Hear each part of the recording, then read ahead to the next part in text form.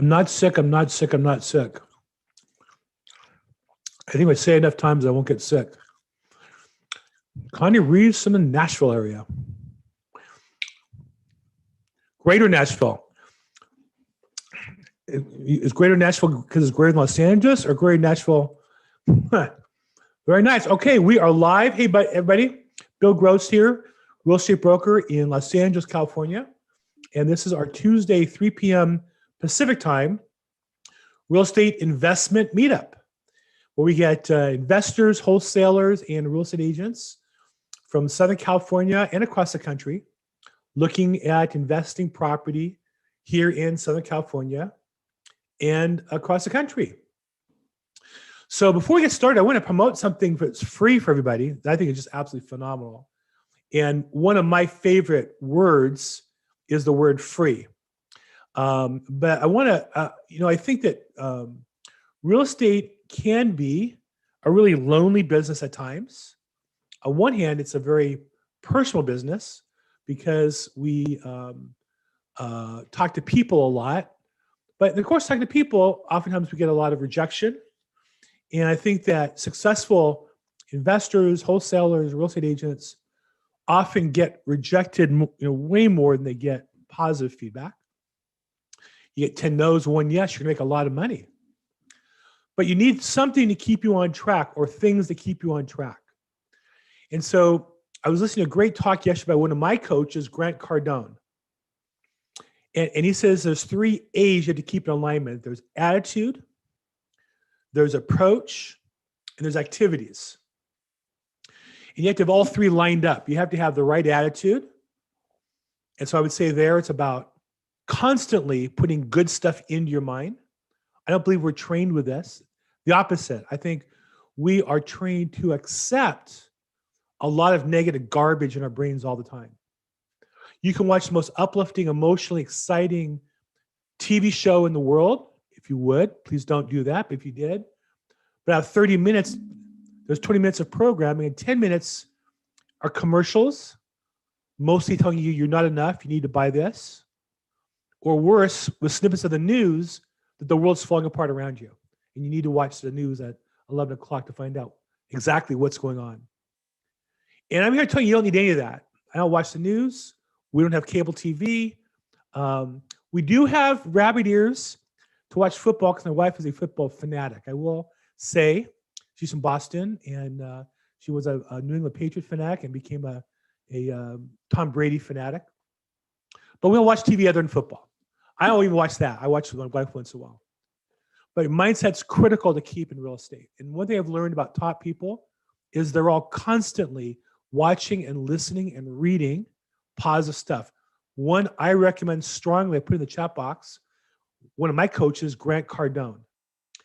One reason why is I believe he walks the walk. I first met Grant, he had a house for sale in Hollywood, and I called him as an expired listing, and he answered the phone. And he just blew me out. I was really good at the time. But he said to me, do you know who I am? I said, no. He goes, now this is back 10 years ago. He goes, I'm Grant Cardone. I said, no, I've never heard of you. Well, I'm one of the top sales trainers in the country. Now, in those days, he was really number one in the car sales space and was just getting out of car sales into general sales. And he'd written a great book called Sell or Be Sold. It was right before 10X came out. But he tells me this on the phone and just boxes with me on the phone a little bit and then hangs up on me, toying with me. And I was good. I said, who the hell was that guy? I remember Googling Grant Cardone. I saw the book. I said, nah. And I went to Amazon. I bought it. And then when 10X came out, I bought that as well. And really 10X, for me, was really a life-changing or business-changing business on his approach to building a business. So I think it's really important in these days to be part of a team, part of a group. I try to make this call part of that for you guys, or a piece of that for you guys. A place you can go every week and be sheltered from the negative gunk, and you can get filled in with some positive encouragement and hear about other people succeeding. Another place I go is Grant Cardone. I signed up for his 10X Con, which is in March 12th through 14th. He has an amazing deal. I put in the chat box, grantcardone.com/free. For $97, you can stream the upcoming 10X Con. You also get last year's 10X Con. I've been watching that. That's about 8 hours of material and a bunch of other freebies, because it's called free because you pay $97 and then you get $97 credit to use in the Grant Cardone store. You can buy other books, other programs. Phenomenal deal for $97. So I would strongly recommend. It turns out those of us who are at EXP, our founder, Glenn Sanford, is going to be one of the keynote speakers this year at Grant Cardone's 10X. He's been interviewed by Grant, and in fact, Grant just joined our company. His wife is going to be an agent with us, which is really exciting news. But I could not recommend strong enough. If you have other books you like, or speakers you like, or programs you like, feel free to share it. But you're not going to get a better deal than $97 for 3 days with Grant Cardone, and then the video of last year. And for women, particularly married women, in last year's video, his wife, Elena, speaks. And, I often see people and speakers, and maybe I'm a little snobbish, and I didn't really think a lot of her, just seeing her in bits and pieces, but I saw her give her talk at 10X last year. She slayed. She is amazing. And I want to say she's the kind of woman that I give links to my daughter to look up, to review. My daughter's young woman in the career world, and I always try to find her good examples and good role models. I think Elena Cardone really is an amazing woman, to be a woman and successful in business and married and a mother and all that. But she really hit some key points there. So anyhow, grantcardone.com/free, and you can get $97 set up for his event and get $97 towards his store, which makes it, in essence, almost free. So I'm going to share that with you guys today. Okay, so let's talk real estate. Who has a deal they want to talk about? Who has a property for sale you want to share? Who has a off-market property somebody can buy and make you happy and make them happy today? Anybody have anything? No? Nothing? Crickets? No? Okay. I see somebody talking, but you're muted, so maybe that just means you're on other calls. Nothing wrong with that. No deals to share. Connie, any deals in greater Nashville area you want to share with us? No? Well, actually there is, it's not on the market. Well, it might have already officially gone on the market, but it is, it's a multifamily, 32 units. They've been redone, C-class building, and it's 4.1, it's like a weird number, 4.132 million in Murfreesboro, which is really, it's an area that's, there's a lot of jobs out there. There's a lot of industrial. So, I mean, it's for a multifamily. If you're looking for multifamily, it's pretty good. If you want any information, I can send you the, details on that. Yeah, well, I'm always up for looking for deals. Yeah, Murfreesboro, by the way, is 25 miles southeast of Nashville. It's about a 30-minute commute. And a lot of working folks out there and commute into downtown Nashville. So yeah, I'll keep you guys posted though. I'm gonna now that I got the role here, the swing of things here, I think I'll try to introduce something to you guys every week, something that's out there that's new and good money opportunity. People are looking for property all the time here in California to invest outside California. We have a lot of money. We don't have a lot of opportunities. So definitely, if you have something, feel free to pass it on. Love to see any opportunities. Send them ahead of time if you can, and we'll try to vet them and put them on the board and walk through them. So, okay, cool. Anybody else have any off-market properties you want to share? Yes, I just got 3 assignment contracts. Well, actually, for 3 properties in Lansing, Michigan, but it's all part of one grouping. So I just got that contract this morning, and I have another one. Thank you. I have another one in Illinois as well. So I'm working on that right now. I'd be interested in trying to find a buyer. Actually, I'd like to assign my contract. It's an assignment deal. Mhm. So, but if any of you know any folks that are looking for vacant land, I'm sorry, I'm a vacant land wholesaler who might be interested in vacant land in Lansing, Michigan, and Kankakee County, Illinois. The city is I can't think of the city right off, but I'll put my information in the chat if anybody wants to reach me with interest. Thank you. Anybody else have any property they'd like to present? I'm gonna show one real quick. Not hearing anybody else jumping in. So this is a probate opportunity that's come up, kind of a unique situation. There's two properties, 3933 Nicollet Avenue, LA 90008, by Coliseum and Crenshaw. I think that's where the what's that place called? What's that donut place? Randy's. Sorry? I think it's Randy. No, Krispy Kremes. Krispy Kreme donuts, which are kosher, right there. So I'm embarrassed to admit I know where it is. Not that embarrassed of the area, but that I go to Krispy Kremes. It's one of my weaknesses. Krispy Kreme donuts are kind of like crack, and so I occasionally go off, and I feel afterwards like I've been on a binge for like 3 days. I don't eat one, but not good. Everybody's. Yeah. So this is actually two units together, 3933 and kind of like a sister building, 3939. And they're both 23 units, which makes it 46 units total. These 23 units have total rents of 17,000 and I'm sorry, it totals up to 33,000 change. The gross rent multiplier is selling for is 9.3, which is fairly low. This is court confirmation sale property, and they're being packaged together for 4.6 million. So it's not that this 23 units is 4.6. That's what's, I think, the opportunity. People might have missed it. It's this one plus this one, 46 units for about $100,000 a unit, which to me seems like a fairly reasonable price.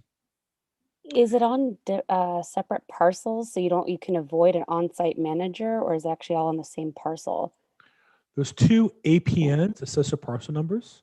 One is 016 and one is 017. So what does that mean? Does I it might mean have somebody. Yeah, because if you have 16 units on of 17 units on a property, you have to have it on site. But I think because we have different parcels, it should be okay with this. So I might have somebody that would be interested in this. I'll have them reach out to you. So this is Baldwin Village, and there's a court date set for a week from tomorrow. So somebody who wanted to buy this would have to jump right away. You can get copies of inspections and such if we submit a signed PED form and proof of funds. We can receive all that. We'd have to bid in court. So there's currently a court bid on the property of where is that number? I'm sorry, 1 second.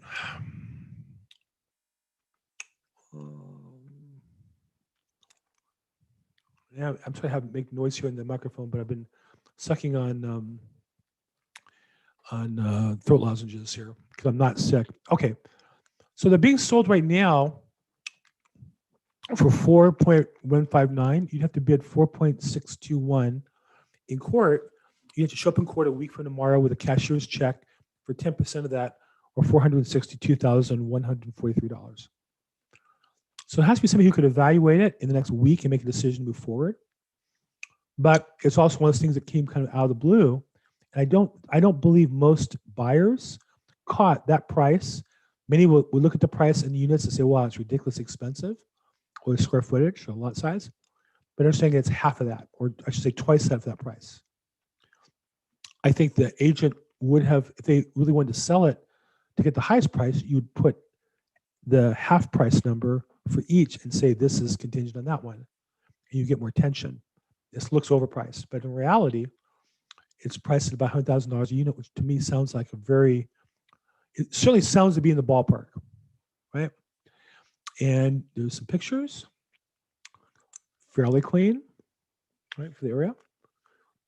Of course, the pictures are going to be the best pictures possible, but fairly clean, right? So if you know anybody who's interested in multifamily, we don't do that much multifamily in probate court, but it comes up occasionally. This is one of them. Love to help you if I can. Okay, Thanks, Bill. thank you. And my contact, so I put in the grant card information, and then my information is Bill, and my email is Bill at the LAProbateexpert.com. And I also put my phone number in the chat box in case you guys want more information. Okay. Cool. Who has a question, challenge, or problem we can help with today?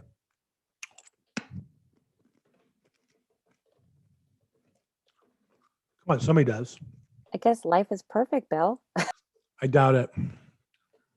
It's so bad nobody wants to talk about it. Come on. We're working very hard, and I guess maybe we don't have any questions yet. I guess I don't know. Well, here's what I tell you: if you're don't have any problems, you're not working very hard or hard enough. I got a question for you, Bill. There you go. Connie's what, scared I'm going to call on her, so she'll offer up a question. Go ahead, Connie. What's an average, cap rate that multifamily investors are looking for? How about that? Great question. Great question. Who here on the call has bought a multifamily and can answer that question or would answer that question? And of course, it varies in the market and product, but who here has bought one or is an agent who's represented somebody who bought one and can answer that question? I bought one. And Paul, what did you buy? What was the cap rate on what you bought? Well, it technically did not have a cap bill because there were no tenants. It's all pro forma. There you go. What was the pro forma you were expecting after your investment? Yeah, we were at like 15. So, but after your investment, what do you expect it to be? So I'm expecting about 12%. Okay. So Connie, I think in LA, people buy stable property in high quality areas, West LA, Culver City, Beverly Hills. They'll buy at cap rates of 3.5%, 4%, 4.5%. On the assumption they'll appreciate 3 or 4% per year, and that's basically all tax deferred. In lower income areas, they'll want a higher cap rate. There'll be a little less appreciation. So, but the market's come down. I remember when it used to be cap rates were always 10 or higher, and the market in about 2010 came down below as interest rates came down, as your alternatives for investment came down, cap rates came down as well. And so I would say, like in that low income property there that I'm showing you in Baldwin Village, that's a lower income area. There you would expect cap rates maybe at 8 and maybe 7 or 6 if they can do some improvement to get the cap rate back up with some improvements to raise the rents. So I don't know, anybody else have any impact, any insight on that, on your feeling? But it seems to me that cap rate's going to range in LA and Southern California from high market areas, 3.5% for high quality to 4% to maybe up to 8% lower income areas. Out of Bill, state, I agree with that because in the South Bay, you can buy a 5 to almost a full 6 without even trying very hard, just by looking either at the MLS or you can look on LoopNet. That's definitely, like in my marketplace, that's very reasonable. but 5 or 6 is going to be not in Redondo Beach, but it's going to be in Hawthorne or Inglewood or Lomita. Well, no, you could probably even get it in Torrance. Yeah, you could probably get in Torrance. Definitely in San Pedro, I agree. Lomita for sure. Long Beach, Redondo I think. Beach might only be 3.5 to 4, like you said. Right. Yeah. Right. And yet out of state, Nashville, I'm guessing you get 8% cap rates. Yeah, it's between 6 and I saw as high as 12%, but I didn't look pretty deep into that because I was like, that's just too good to be true. But yeah, about 6 to 6.5%. Connie, I think you could make a fortune if you every week comb through the greater Nashville area, found one nice, clean multifamily property in about the $2 to $4 million range with about a 9 to 11% cap rate and have all the financials on it. I think, investors want to see the two questions they always have to ask is, what's it going to cost me, which is down payment, closing costs, reserves and such. And, what am I going to get out of it monthly and how long do I get paid back? And that means property taxes, mortgage, expenses, vacancy, management. You have to answer all those questions in a spreadsheet. But I think if you came on every week and did that here and we record it, and you can resend out to your social media, you should be selling one of those a month. Yeah, you're right. Well, I'm going to be emailing you after the meeting the details on the financials on the units that I'm talking about in Murfreesboro, which is I think that one, had a 6% cap, but then over time, it goes up. But I'll send you that. I'll email that to you. Maybe you can present it next week if it hasn't sold by then. Right. And I think that's come back on the call next week and double check and see what's gone through or not and present it. I think, and frankly, you should do it regularly. We should have the Nashville minute, and we can join in with a property. And I think because I have friends who are traveling to the South, not specifically Nashville, but a friend who went through Nashville along the way, South Carolina, North Carolina, Alabama, and they're looking for properties for clients, and you're already there. So we'd love to make a relationship with you. Okay. Sounds good. Thanks, Bill. Here in Southern California, in the South Bay area, Melissa does property management. Her info is in our chat box if you're looking for somebody. And I feel good enough about her that I actually referred longtime clients of mine to Melissa. So if you're looking for that, feel free to. She's at Real Property Management California. Yeah, California coast. And, anytime I have owners that talk about, possibly selling or thinking about, of course, I'll try to bring it to the group's attention. And Beautiful. One that's kind of pending, possibly in Venice. It's a 6-unit.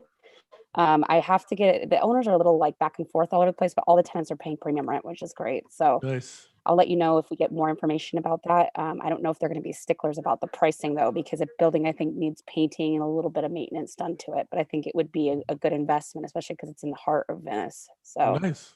I'll keep you guys updated once I know more. Do please. Thanks. Nice. So yeah, and look, I think I don't know how to.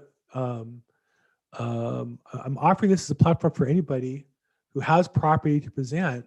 Use this as your platform. There may be a time that I make you wait or rotate or something with somebody, but if you're looking to buy or sell property, the key is to get in the middle of it, and so offer something for sale to other people, and if nothing else, it creates a dialogue. And those of you who are looking for properties regularly, you might find something that you can't get tied up or that you can't buy, but might be good enough for somebody else.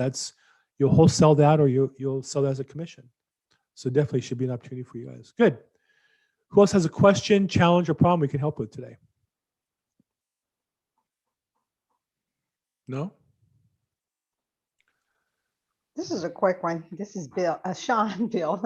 Yeah, I'm Bill, you're Sean. Connie, congratulations on your position with Beverly Hills. Quick one. I have a property not listed yet. I'm trying to get the actually expired listing. It's a property that's zoned for, there was a church.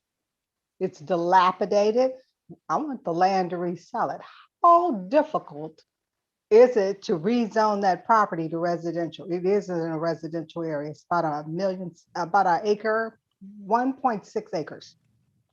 Building needs to be torn down. It's extremely dilapidated.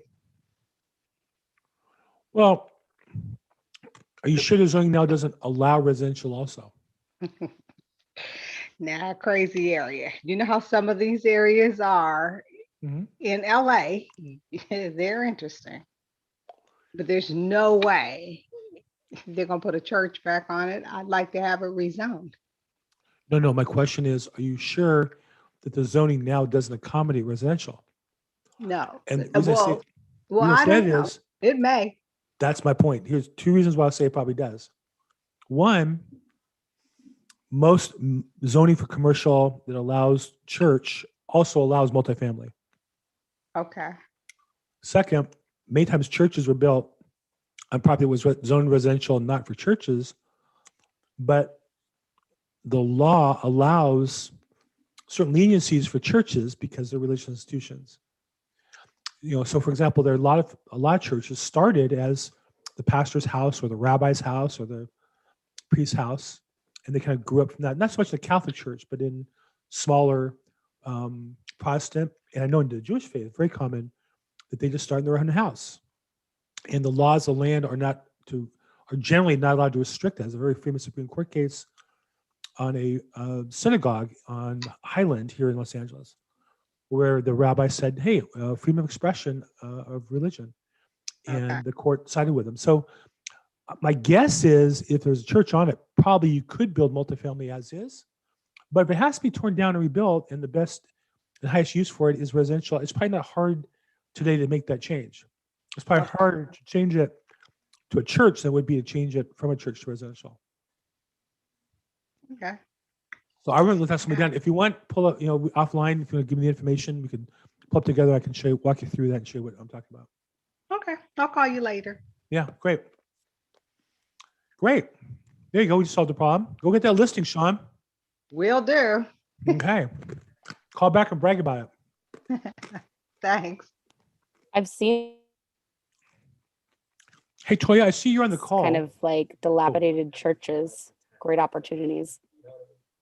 Yeah, definitely. Toya, I see you're on the call. And I see you emailed me something about a property. Do you want to talk about that property on the call? Hey, Bill. Sorry, I just started driving. No problem. Are you able to hear me? Yeah. Okay, so I sent you. This is an off-market deal, so Uh-huh. it's a duplex in the mid Wilshire area, and so the person that has it under contract Mhm. says that the homeowner actually has plans to build another duplex on the property, Mm-hmm. on the lot. Mm-hmm. And so so they have the plans and they have the permits and they're ready to go. And so the wholesaler was asking if I knew someone that would be interested. Okay. So the property, how much? What do you comfortable sharing about the property on our call here? I'm sorry, say that again. What information are you comfortable sharing about the property, or you want me just to have people reach out to you if they're interested? Oh, yeah, I can share what I know. I don't actually know the wholesaler. So someone that knows the wholesaler emailed me. So I don't have a dog in the fight here. Okay, I have your email. I have the info. Do you want me to put it up and put the map up on our screen? Sure. Okay, cool. So the address is 1327 South Tremaine. And so here we are just north of Venice, Rimpau, La Brea, I guess. And is that Dockweather? Oh, by Sprouts Farmers Market, I know what that is. So San Vicente, Venice, kind of triangle. I don't know what you call it area. Pico Boulevard. I'm in the area all the time because there's Western Coast. These are nice houses back here. And this particular property, 1327 South Tremaine, is a large lot. Let's take a look real quick. The specs on it. It was a 7,400 square foot lot. It was a 2,240 square foot house on it already. And so they're thinking that they can add additional units. They bought it for 1.469, it looks like, back in February last year, a year ago. And they're looking to purchase it now for about 1.72. And they think they can put units on it. They'll make the value 2.2 million. Yeah, duplex. Add another duplex to it. So 2,200 square feet on it already. It was 7,400 square foot. They're thinking lot size. Let's see what we've got the details here. Lot size 7,400 square foot that they could put on another duplex on that. And it's zone duplex. Oh, wow. Very nice. So if somebody's interested, they would reach out to you, Toya. Sure. Should I put your phone number in You the chat or box? me or Well, Sure, I'm gonna get sure, away I your can do deal that. here. If you're interested, call Toya. She got the info on it. Okay.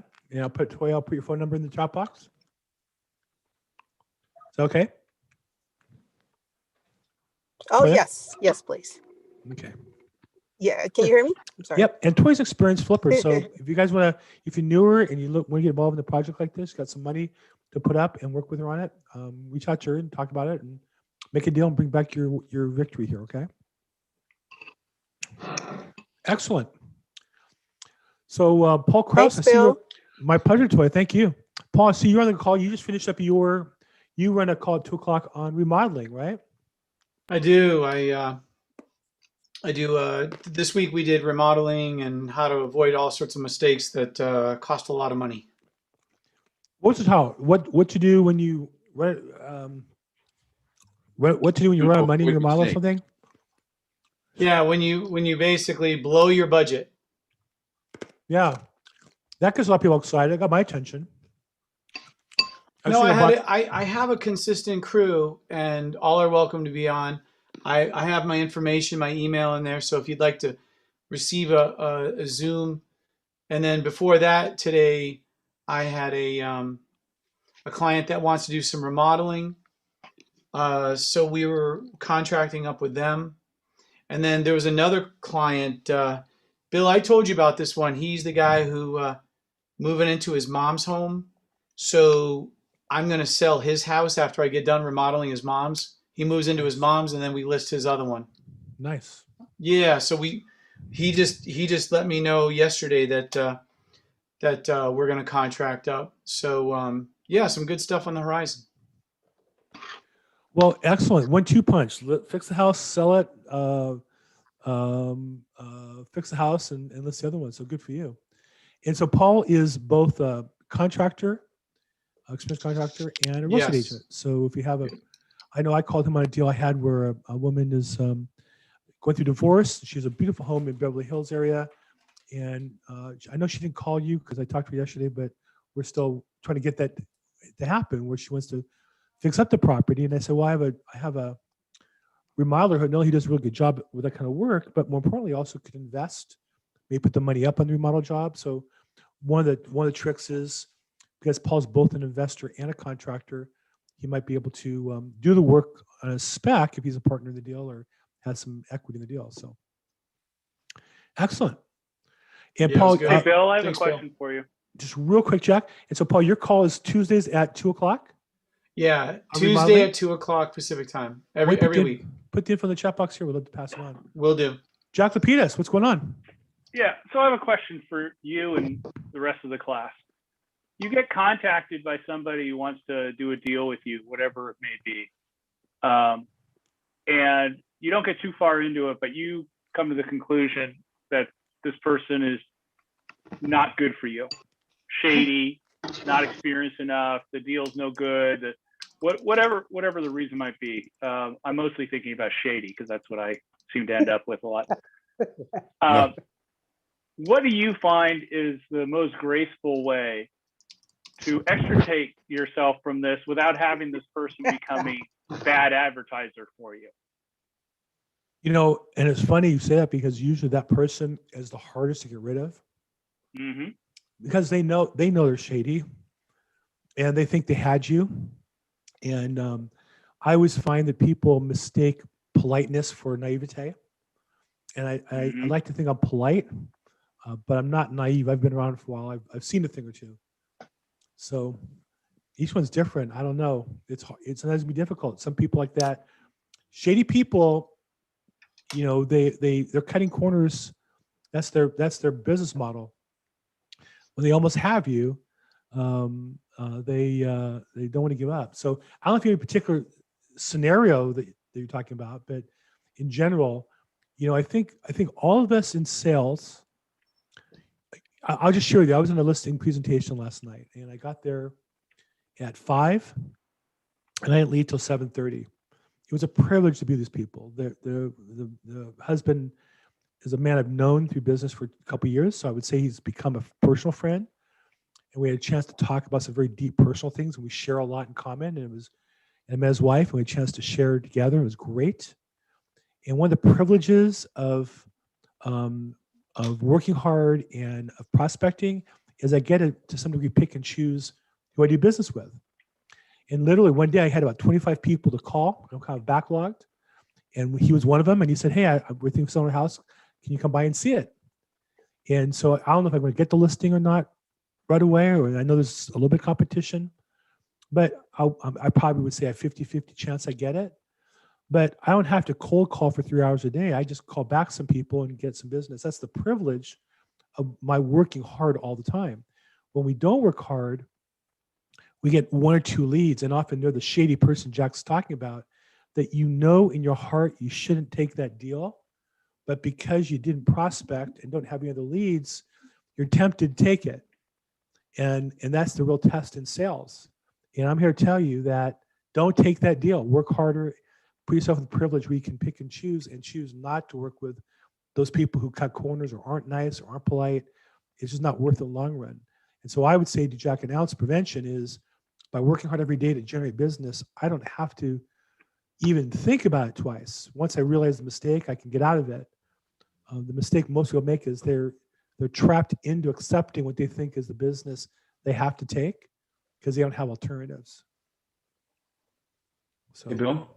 Yep, Dave. Speaking of shady business people, Dave Weinerman. Went up, and that'll be it. Nice talking to you. Okay, I don't know what I wanted to say now. You completely threw me off there, Bill. You walked right into that one. Jack, yeah, right? I Is that you're talking about Dave Weinerman, right, Jack? Trying to get rid of the shady businessman? Oh, goodness. Dave Weinerman has definitely had his experience with shady business people in my lifetime. Yeah. No doubt about that. But that's where you learn sometimes what you don't want to do. Mm-hmm. What they say, what not to do, right? Okay, so with that lovely introduction, may I share a deal with everybody? Please. Well, Jack, before that, Jack, Sure. you answer your question, or is there more to that, or what? Yeah, I just, I'm a nice guy, and I don't want to let anyone down badly, and I also don't want someone to get pissed off at me. Someone who's in this industry who might have some connection. I was just curious if there was anything magical that you found is a good way to let someone down without telling them I think you're shady. Well, I would say this, that I'm always careful not to give people feedback if they're not asking for it, right? Because the person who's shady probably knows he's shady and doesn't really want to hear it from me. And my saying it to him without permission isn't going to change him. And so I'm careful not to say that. And I also would say that oftentimes we get in situations with people and we think we're the only one that realizes that about them. And you find out everybody else knows the guy's shady too, because he's talking to everybody else the same way. They have a kind of a way, people like that who are dishonest have a way of kind of preying on you to make you think you're crazy when you're not. And it always amazed me afterwards. I thought I was the only one that realized he was crazy. No, we all did. We were wondering why you're so nice to him. So I think that, it obviously gets down to self-confidence and having certain barriers, but also not to engage those people, because there's a guy the other day who, I guess somehow he came on the call. I didn't realize who he was. You remember you fired me 2 years ago. I fired him because he was, homeless at the time. He was living in our office. I was a manager and sleeping in one of the offices, which is a security problem and a liability problem. That top it up, he was very touchy-feely and made feel creepy our really pretty young secretary, to a point where she came to me and complained, and we terminated him for doing that to protect her, and he wouldn't go away. And so this guy's calling me out 2 years later because I fired him, and I wanted to say, yeah, because you're like sexually harassing employees and you're living in our office, but you can't say that about people, and so they kind of pray. He knows I couldn't say that, so they kind of have a way of preying on you a little bit. But that's kind of the nature of those people. So, but I certainly would not spend too much time trying to convince somebody who's crazy that they're crazy. That always ends up being a waste of time. Yeah, exactly. I think you're right. The best course of action oftentimes in that situation is to resist the temptation and just ignore them. Yeah. If you can. I had somebody like that in my life in the last couple of years that talked the big talk and never walked the walk. And I'm sorry, Dave. We all kind of, several of us in a business transaction kind of discovered it around the same time. Right. And I just stopped communicating with him entirely. And he sent me I think it was a text message right before Christmas, like early December. And he says, "Hey, Dave, I'd love to get your home address so I can send you a holiday card." This guy's never sent a holiday card to anybody.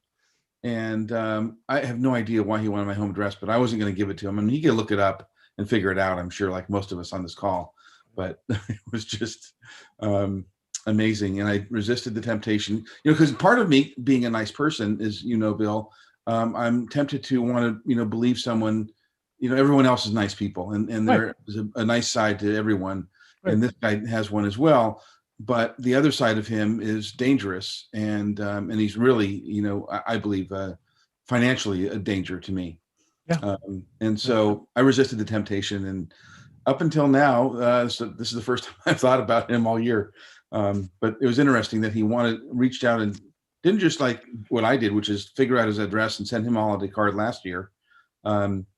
He reached out to me and asked me for some reason for my address. But anyway, again, the temptation to engage someone that has not been kind to you in the past is. Yeah, I think if you're a nice person, you assume other people are too, but not everybody really is. So you have to be careful. For sure. Okay, so Dave, now we've established the person we avoided. Tell us about your business deal. Okay, so have we established though that I am a nice person and I'm not? No, we didn't establish that. Okay. Anyhow, that's for next week's meeting. Okay. Actually, I probably need to lay down on the sofa with the doctor and talk it out or something, right? Exactly. Anyhow, thanks again for that great introduction, Bill. So my name is Dave Weinerman. I'm with a company called BD Solutions, and we develop undervalued properties in and around the LA area, and are always looking for individual investors that want to take a passive investment ride with us on relatively short-term projects between 8 and 18 months, typically. And our returns typically are between low 20s and up to 30% annually. Anyway, so we have a property among several others that we have open to our investors. By the way, the minimum is $25,000 for an investment. Everybody gets the same percentage return, whether you put in 25 or 250,000. There's a property in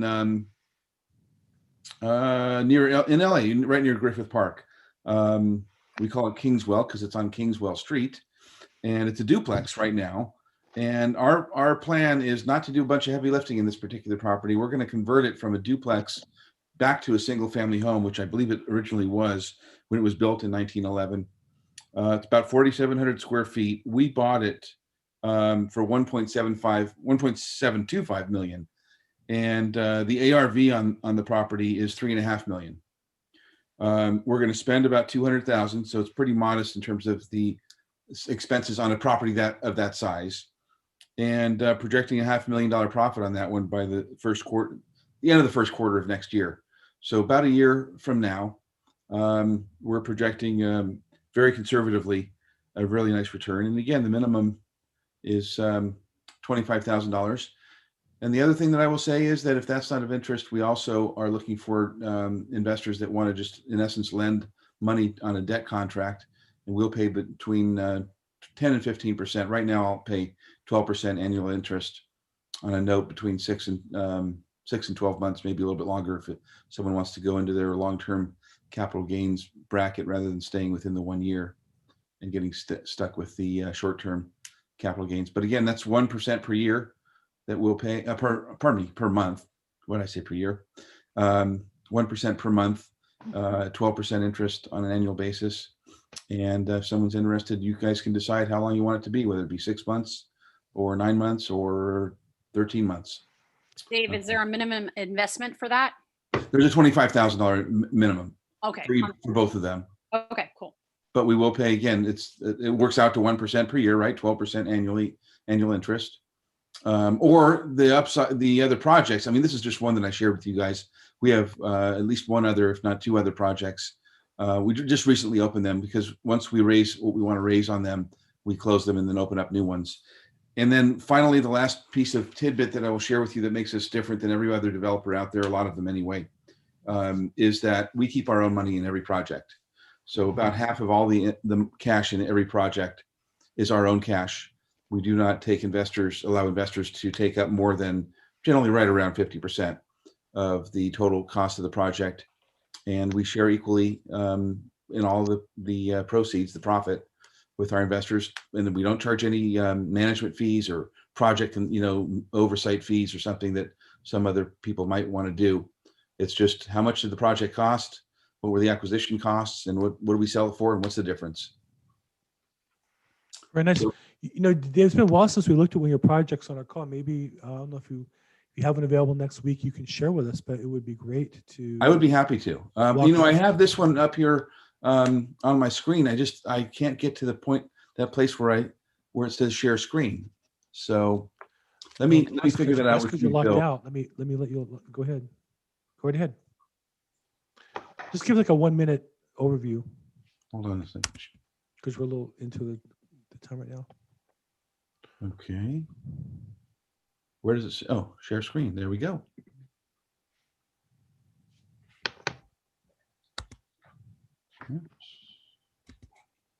Hold on a second. You guys looking at me and I'm looking like a fool again? See, I've done it before. Been down this road before, Bill, right? Maybe talk about the businessman that nobody liked at Jones. There it is, right there. Anybody? No. See that? Okay. There you go. How There about you that? go. Yay. Okay, so my son wouldn't laugh at me entirely. So these are basically the numbers right here on the screen. I'll show you some other stuff. This is one of several slides in the deck that I can share with whoever might have some interest in participating with us. It's not for everyone. It's completely passive. We do all the work, the acquisition. That's our strength, is the acquisition side. We're really good at acquiring below market value. You can see the numbers on this one, pretty simple. We bought it for 1.725, going to spend about 200,000.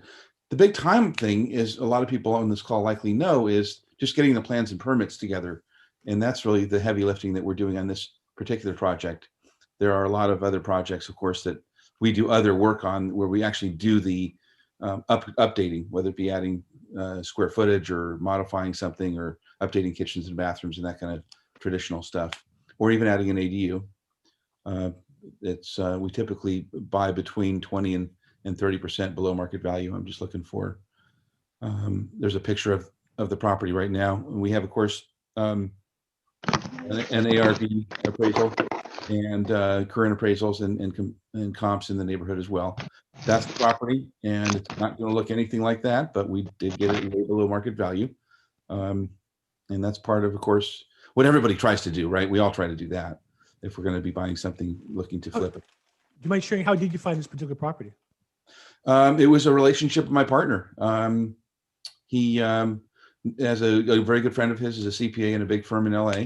You probably heard, I know you've heard this story before, Bill. And somebody got into a distress situation, and we were able to, come in at the, whenever we were called, and we closed escrow in just a matter of a couple of days. Nice. That's one of the reasons why we have those kinds of relationships, is we're able to, pull things off relatively quickly. But it's with people that, of course, you want to be able to trust, Right. that know that you're not going to be getting taken advantage of, because we've been doing deals with this guy for, a decade or more. So those are just some examples of what the investment might look like, depending upon the amount of the investment. It doesn't have to be $25,000 increments either. It could be $25,001 or $500,000. It really doesn't matter. Depends on the project, of course, in terms of the maximum. And we've been doing this a long time, have lots of experience and lots of examples to share with folks, if anybody had any interest in having some conversation with me. And any questions about anything that I've shared? Yes, Dave, do you mind sharing this PDF? I don't have anything like this when presenting my properties. I think this is beautiful, and I'm a graphics person anyway. So As far as, well, understand that, believe it or not, I'm not the guy that actually put this together. I know that No may way. be hard to believe, No way. but my son did, and Okay. so he is definitely paying back that expensive college education. Yeah, same here. But Okay. anyway, yeah, I'd be happy to. Judith, you and I have exchanged information. Do you have my number handy? I have your number. Yes. Okay. If you'd like it, guys, I can just put my name and number and email in the chat box, and let everybody take a gander at that. And if someone has interest, I can share this entire deck via email with whoever it might be. Great. So, thank you very much for listening. I sure appreciate it. And I will stop sharing right now. Fantastic. Thanks for sharing that. I think for all of you guys, that's what a professional does. He has his, we didn't talk ahead of time about this. He always has a deal ready to present. He knows how it was presentable, right? And he has a format. And I think he answered the key questions. How much money do I need to put in? And what do I get out and when? And he has all the other questions in there backing all that up. So definitely, those of you who have deals you're trying to sell to people, take a note. It's called research if you copy what he does. But Dave, thank you for sharing that with us. And thanks for that. Anybody who Dave has his information in the chat box. I'm about to put it in right now. And if for some reason you can't reach him, I could be the intermediary because I definitely have. I know where Dave lives. I have his name and number and email and all that stuff. So yeah, well, also, so you can share it with that guy that wanted my address for the holiday card, right? Exactly. I already gave that to him. Great. And I gave him the compromising pictures of you as well. Yeah, sure. Okay. Danielle, need to pick up your twins. Okay, Danielle, thank you. Hey, I have on the call here real quick. I know I wanted just to shout out Joe Marino. Are you still on the call? Yes, sir. I'm still here. One of the things that I find the vendors don't do a great job of offering service to, and real estate agents and professionals don't get enough out of good vendors. And so I really want to make available. Joe is a insurance, I don't know what your exact title is, representative of Liberty Mutual. Mutual. Sales representative, yes. So Liberty Mutual. And so you guys do homeowners insurance? Yes, we do homeowners, renters, life, auto, all different types of lines that we carry. Great. And so with as a real estate agent, you should have insurance agents when you have questions or problems. You can present it, particularly if you work with buyers. You can present, because they're always going to ask how much is homeowners insurance, and you want to give them a quote for free. Joe, you don't charge for quotes, do you? No, sir. We do not charge for quotes. For a buyer for property, I'm sure he's glad to give him a quote and what it's going to cost. So definitely his info is in the chat box as well. And Liberty Mutual, they're on the TV all the time, so they must be legitimate. That's all that counts. And I think I actually have my business insurance with them, so I know they're legitimate. Well, at least they take my money. I don't know if they've ever paid me anything, but I know they take my money. So I'm not sure what that means, but he helped me get approved my loan. Yes, sir. Okay. Appreciate that shout out. Yeah, thanks for coming, Joe. Come back sometime. Maybe sometime if you want to, you want to come back next week. Bring what would insurance look like on a multifamily? If you guys do multifamily properties, you do like yes, absolutely. Why don't you bring a sample quote of what it might look like for a 25 or 30 unit property or something, and just walk through the numbers, what's the cost up front and monthly. That'd be really interesting. Okay, awesome. Absolutely. Okay, good. Any other questions, challenges before we wrap up here? We got about 2 more minutes. I think someone was looking for Joe's information. It looks like Joe, if you wouldn't mind. Oh, yes, absolutely. I will send that right now. Cool. Thanks, awesome. Thank you, guys. Great. And again, hi, Bill. Just a quick question. And anyone does real estate in the Coachella Valley or Palm Springs area? So I just sold a property in Palm Springs area. And not only that, can I just say my seller, I had used a terrible title company, an escrow company, and my seller recommended somebody who was phenomenal. So I think I have a great escrow connection in Palm Springs as well. Are you looking for are you buying something out there or selling something out there? Yes. Let's talk offline. If I can help you, let me know. But okay. I have teams statewide. I'm licensed statewide. And I have a team statewide, and I'm actually opening into Georgia this week. I'm already in the state of Kansas, so I'm building out my team nationwide. I think that one of the things that's changing about real estate is where we used to be very local. It's become more of a nationwide business. So I worked with Oasis a couple times, but I'm looking to see other options. Time to step up, Francisco. Let's work with the A team. All right, Bill. I'll definitely reach out to you. Cool. Good. Anybody else Thank before we you. wrap? My pleasure. Thank you. Anybody else before we wrap up here? Yes, I do. I'd like to ask anyone here if you know of or can recommend a good title or escrow agent in Michigan or Illinois. If anyone knows anyone like that. State of Michigan or Illinois looking for title escrow. I think that they call them attorneys. In California, we've taken a subset of what attorneys do. We call it escrow. Really, escrows really do what attorneys are capable of doing, and attorneys do in other businesses. But in real estate, we've defined that. But in other states, they refer to them as real estate attorneys, and it has a different meaning. Here in LA, real estate attorney like Jack is an attorney who specializes usually in litigation or contracts or maybe unlawful detainers or special legal litigation issues. But in other states like Michigan, with less litigious states, for one thing, when they say real estate attorney, they usually mean what you would think of as being an escrow person. Closing agent or There you escrow. You know, it's interesting because I do work for a guy who does buys and sells business property all over the United States. And for some of his clients who are used to using an attorney, I'm actually the go-between. I'm not their attorney, but I'm an attorney because they're not comfortable talking to someone who's not an attorney. So that you're absolutely right. That in some places there are people who I guess are licensed as attorneys, and all they do is what we would think of as escrow agents or even just real estate brokers. And I believe the license they have is a separate legal attorney license than a regular attorney. Meaning in Florida, the closing attorney is really the equivalent, is really an escrow officer license. They're not authorized to do wills and criminal work, and they're just licensed in that field.